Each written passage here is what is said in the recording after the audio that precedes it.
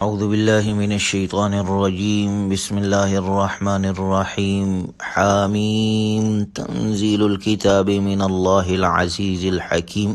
یہ سورہ جاثیہ ہے جو 37 آیات اور 4 رکوعات پر مشتمل ہے۔ اس صورت مبارکہ میں بنیادی طور پر 3 باتوں پر زور دیا گیا ہے۔ ایک یہ کہ اس کائنات میں ہر طرف اللہ تعالیٰ کی قدرت کاملہ اور حکمت بالغہ کی اتنی نشانیاں پھیلی ہوئی ہے کہ ایک انسان اگر معقولیت کے ساتھ ان پر غور کرے تو اس نتیجے پر پہنچے بغیر نہیں رہ سکتا کہ اس کائنات کے خالق کو اپنی خدائی کے انتظام میں کسی شریک کی کوئی ضرورت نہیں ہے، لہٰذا اس کے ساتھ کسی کو شریک ٹھہرا کر اس کی عبادت کرنا سراسر بے بنیاد بات ہے۔ دوسرا، اس صورت مبارکہ میں حضور اکرم صلی اللہ علیہ وسلم کو بتلایا گیا ہے کہ آپ کو شریعت کے کچھ ایسے احکام دیے گئے ہیں جو پچھلی امتوں کو دیے ہوئے احکام سے کسی قدر مختلف ہے۔ چونکہ یہ سارے احکام اللہ تعالیٰ کی طرف سے ہے، اس لیے اس پر کسی کو تعجب نہیں ہونا چاہیے۔ تیسرے نمبر پر اس صورت مبارکہ میں قیامت کے ہولناک مناظر کا نقشہ کھینچا گیا ہے۔ اس صورت کی آیت نمبر 28 میں اللہ تعالیٰ کا ارشاد ہے وَتَرَى كُلَّ أُمَّةٍ جَاثِيَةً، اور تم ہر فرقے کو دیکھو گے کہ گھٹنوں کے بل بیٹھا ہوگا۔ جاسیہ کے معنی گھٹنوں کے بل بیٹھنا، چونکہ قیامت کے دن لوگ خوف اور ہیبت کی وجہ سے دربار الہی میں گھٹنوں کے بل بیٹھے ہوں گے۔ اس صورت مبارکہ میں اس خوفناک منظر کا بیان ہے، اس لیے اسے سورہ جاسیہ کہا جاتا ہے۔ سورت کے ابتدا میں رسول اللہ صلی اللہ علیہ وسلم کے سب سے بڑے معجزے قرآن کریم کا ذکر ہے۔ تنزیل الکتاب من اللہ العزیز الحکیم، کہ یہ کتاب اللہ کی طرف سے اتاری جا رہی ہے جو بڑا صاحب اقتدار، بڑا صاحب حکمت ہے۔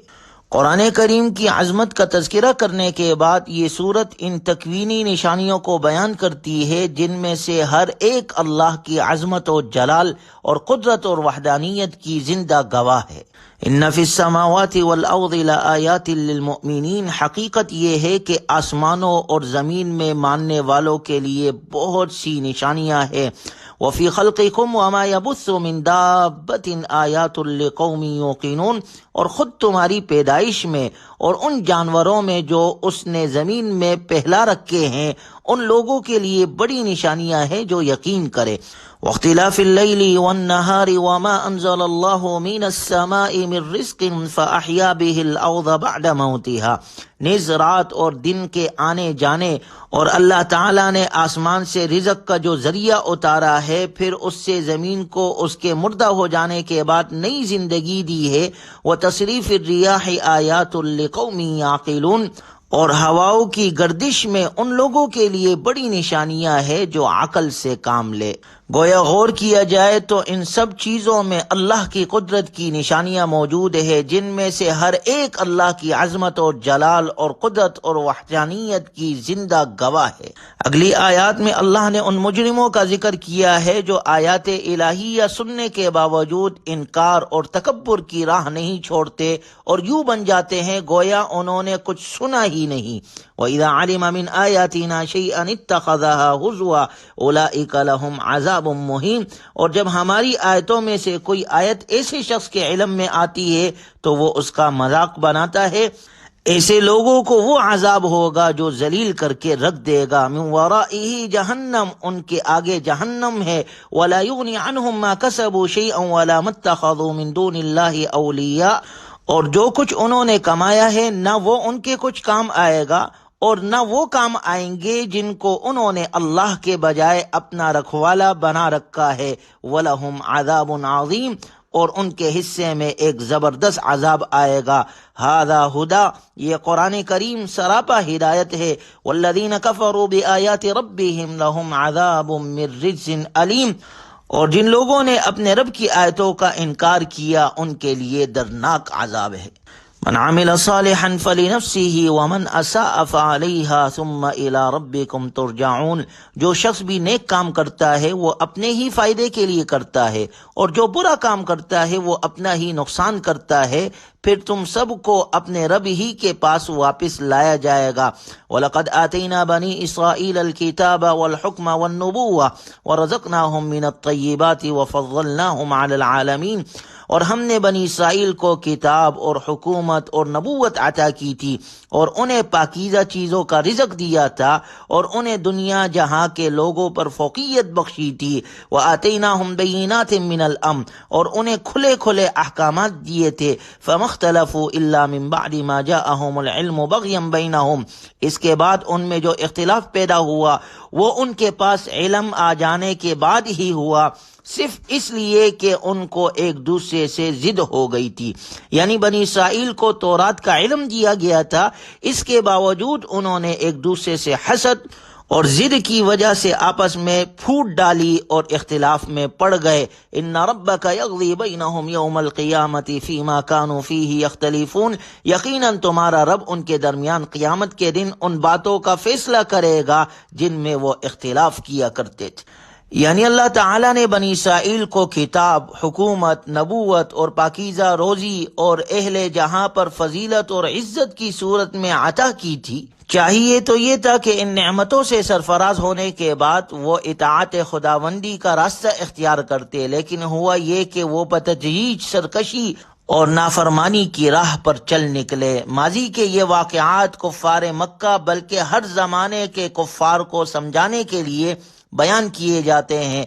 کفار چاہے رسول اللہ صلی اللہ علیہ وسلم کے زمانے کے ہو یا موجودہ دور کے، ان کے کفر اور انکار اور نافرمانی کی سب سے بڑی وجہ یہ ہے کہ وہ دنیا ہی کی زندگی کو سب کچھ سمجھتے ہیں۔ وَقَالُوا مَا هِيَ إِلَّا حَيَاتُنَا الدُّنْيَا نَمُوتُ وَنَحْيَا وَمَا يُهْلِكُنَا إِلَّا الدَّهْرُ، اور یہ لوگ کہتے ہیں کہ جو کچھ زندگی ہے بس یہی ہماری دنیاوی زندگی ہے، اسی میں ہم مرتے اور جیتے ہیں، اور ہمیں کوئی اور نہیں، زمانہ ہی ہلاک کر دیتا ہے۔